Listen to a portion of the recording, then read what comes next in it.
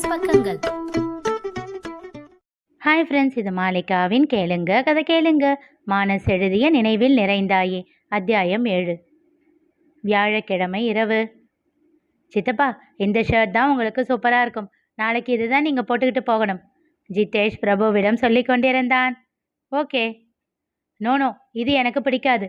அந்த brown colour shirt தான் போடணும். விஸ்வேஷ் வேண்டுமென்றே அடம் பிடித்தான். டேய், உனக்கு பிடிச்ச சொல்லாதடா. சித்தப்பாவுக்கு எது நல்லா இருக்குமோ அதை சொல்லணும். நான் சொல்கிறது தான் நல்லா இருக்கும். அப்பா, நீங்கள் சொல்லுங்க. நான் சொல்கிறது தானே நீங்கள் போடுவீங்க. பிரபுவிற்கு அவன் மனநிலை புரியும். தனக்குத்தான் அவன் முக்கியத்துவம் தர வேண்டும் என்பதில் அவனுக்கு எப்போதும் இருக்கும் பிடிவாதம்தான் இது என்று. இது இப்படியே செல்லக்கூடாது என்று தோன்ற அவனை சமாதானம் செய்ய முயன்றான். ஆனால் அவன் கோபம் கொண்டு ஓரமாக சென்று அமர்ந்து கொண்டான். சரி சித்தப்பா, அவன் சொல்கிற ஷர்ட்டையே நீங்கள் போட்டுக்கோங்க. எப்போதும் போல் ஜித்துவே தான் விட்டு கொடுத்தான். அதன் பிறகே விஷுவின் முகத்தில் சிரிப்பு வந்தது. ஆளப்பாரு என்றான் ஜித்து அவனை செல்லமாக முறைத்தவாறே. விஷுவோ கலகலவென சிரித்தான். இருவரையும் அப்படியே கையில் தூக்கி சுற்றினான் பிரபு. இருவரும் அவனை சந்தோஷமாக கட்டி கொண்டனர். அப்படியே அவர்களோடு கட்டிலில் விழுந்தவன் அவர்களை கொஞ்சி தீர்த்தான். சரி வா, போய் தூங்கலாம் என்றான் ஜித்து விஷுவிடம். நான் வரல என்றவன் பிரபுவின் முதுகில் ஏறி படுத்து கொண்டான்.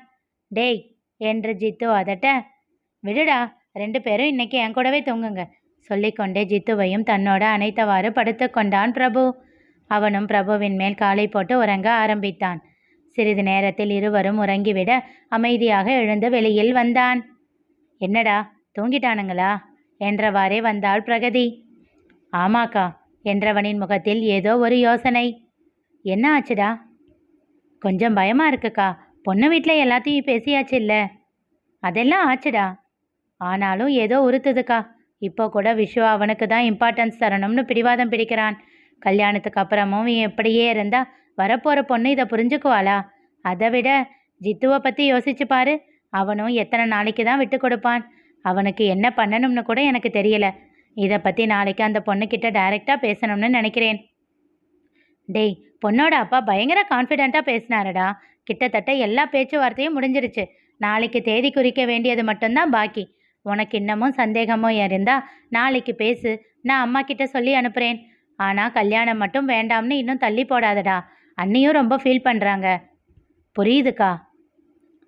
ஏற்கனவே மனக்குழப்பத்தில் இருந்தவன் பெண்ணை நேரில் கண்ட பின் அவளிடம் தெளிவாக பேசிவிட வேண்டும் என்ற சிந்தனையில் இருந்தான். ஞானாம்பிகை தீட்சையை அழைத்து வரச் சொல்ல உள்ளே சென்ற தாட்சாயினி சிறு முகவாட்டத்தோடு திரும்ப வந்து சுந்தரத்தின் காதில் ஏதோ கூறினார். இதோ ஒரு நிமிஷம் வந்துடுறேன் என்று விட்டு வேகமாக எழுந்து உள்ளே சென்றார் சுந்தரம். நிமிடங்கள் கரைந்தன. குமரனின் மனைவி வனிதா வந்து கல்யாணியின் அருகில் நின்றாள். என்ன ஆச்சுடி, நீ ஏன் வந்த? அவளை கூட்டிகிட்டு வரலையா என்றார் கல்யாணி. அத்தை, அவளுக்கு மாப்பிள்ளைய பிடிக்கலையாம். சின்ன மாமா அவகிட்ட கெஞ்சிக்கிட்டு இருக்காரு. அவளோ அசையாம பிடிவாதமா உட்கார்ந்துருக்காத்த. என்னடி சொல்ற? தீக்ஷிக்கு மாப்பிள்ளைய பிடிக்கலையா? வேண்டுமென்றே சத்தமாக கேட்டார். எல்லோரும் அதிர்ச்சியாக திரும்பி பார்த்தனர். அத்தை, மெதுவா என்றாள் வனிதா. அவரோ அதனை கண்டுகொள்ளவே இல்லை. கண்ணா, லட்டு தின்ன ஆசையா என்பது போல் ஒரு விஷயம் கிடைத்திருக்க தீக்ஷிதாவின் பெயரை கெடுத்துவிட கிடைத்த சந்தர்ப்பத்தை பயன்படுத்தி கொள்ள ஆசைப்பட்டார். என்னடி இவ? இதுக்கு தான் தாட்சா அத்தனை தடவை ஃபோட்டோவை பார்த்துக்கோன்னு சொன்னாலே. இவ தான் அப்பா பார்த்த மாப்பிள்ளை எப்படி இருந்தாலும் கல்யாணம் பண்ணிக்குவேன்னு சொன்னா. இப்போ என்னவாம்?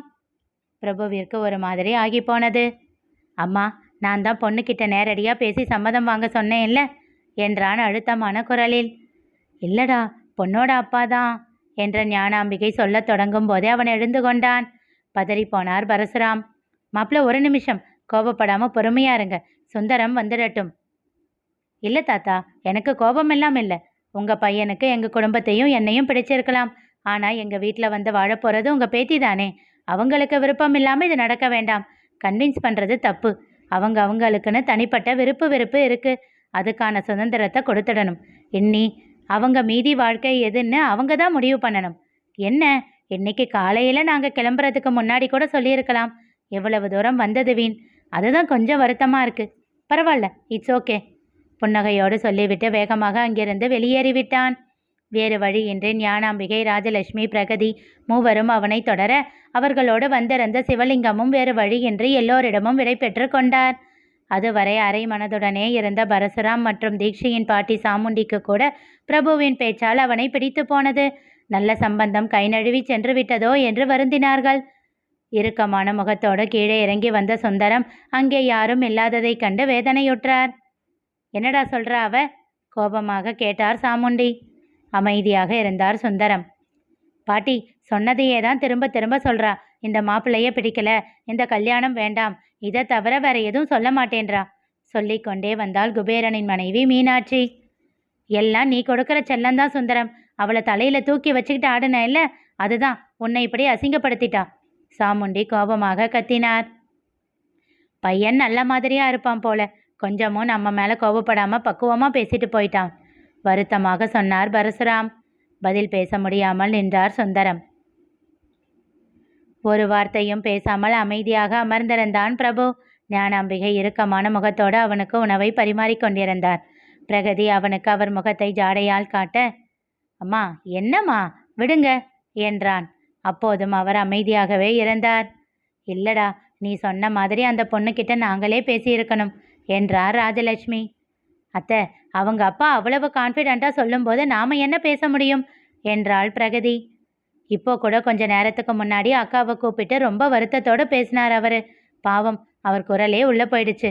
அவருக்கு அக்கா கிட்ட பேசவே வாய் வரல. எனக்கே அவர் பேச்சை கேட்கும்போது பாவமாக இருந்துச்சு என்றார் பிரபுவின் இரண்டாவது சித்தி லலிதேஸ்வரி. விடு லல்லி, அப்பாவுக்காக பிடிக்காத கல்யாணத்தை பண்ணிக்கிட்டு இங்கே வந்து அந்த பொண்ணும் கஷ்டப்பட்டு நாமளும் கஷ்டப்பட்டு அப்புறம் பிரபுவோட வாழ்க்கையை பற்றி யோசிச்சு பாரு. எனக்கு என்னவோ இப்படி சொல்லிட்டதே பரவாயில்லன்னு தோணுது என்றார் அவன் முதல் சித்தி ஜெயலதா. அதே தான் சித்தி நானும் சொல்கிறேன். ஏன்னா வரப்போகிற பொண்ணு எனக்கு மனைவியாக மட்டும் இருந்தால் பத்தாது, நம்ம வீட்டோட மருமகளாகவும் இருக்கணும், அதுதான் முக்கியம் என்றான் பிரபு. அதுக்கு இல்லடா, அம்மா ரொம்ப பிரியப்பட்டுட்டாங்க. பிரகதி சொல்லும் போதே ஞானாம்பிகையின் கண்ணிலிருந்து கண்ணீர் விழுந்து விட்டது. திகைத்த பிரபு அவசரமாக எழுந்து அவரை தன் தோளோடு அணைத்து கொண்டான். ப்ளீஸ்மா, என்னம்மா? எங்களுக்காகவும் விருப்பமான படிப்பு வேலை எல்லாத்தையும் விட்டுட்ட. அன்னைக்கே கண்ணபிராணி என்கிட்ட சொன்னான், நீ சென்னையிலேயே செட்டில் ஆகிடணும்னு ஆசைப்பட்டேன்னு. ஆனால் நம்ம குடும்பத்தில் நடந்த அந்த சம்பவம் உன்னை பலியாட ஆக்கிடுச்சுல்ல. அது எப்பவும் என் மனசில் ஒரு குறையாக உறுத்திக்கிட்டே இருக்கும். இந்த பொண்ணை கல்யாணம் பண்ணி வச்சா அது சரியாகும்னு தோணுச்சு வேதனையோடு கூறினார். புரியாமல் அவரை பார்த்தான் பிரபு. அந்த பொண்ணு இங்கிலீஷ் லிட்ரேச்சர் படித்த பொண்ணுடா என்றாள் பிரகதி. தீக்ஷிகா ஏன் பிரபுவை பிடிக்கவில்லை என்று கூறினால் தெரிந்து கொள்ள தொடர்ந்து கேளுங்க, கதை கேளுங்க. மீண்டும் சந்திப்போம்.